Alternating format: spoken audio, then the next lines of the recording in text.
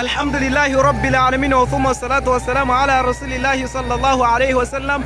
أما بعد، نحن هنا في دولة ملاوي. الآن تم حفر هذا البير. الآن بدأنا تنظيف الماء الذي خرج من هذا البير. هذا البير الحمد هدية من المسلمين لإخواننا هنا في دولة ملاوي. هذا البير الحمد رقم 15 هدية من المسلمين لإخواننا هنا في دولة ملاوي، صدقة الجارية عن المغفور له بإذن الله تعالى. بإذن الله تعالى فقيد الشباب، وعن الدكتور إسماعيل نادر جلال. الله أكبر، الله أكبر، الله أكبر، الله أكبر، الله أكبر، ولله الحمد. انظروا يا أيها المتبرعين، الماء الذي خرج من هذا البير جميل جدا والله. بارك الله فيكم. نسأل الله تبارك وتعالى أن يتقبل منكم ويجعل هذا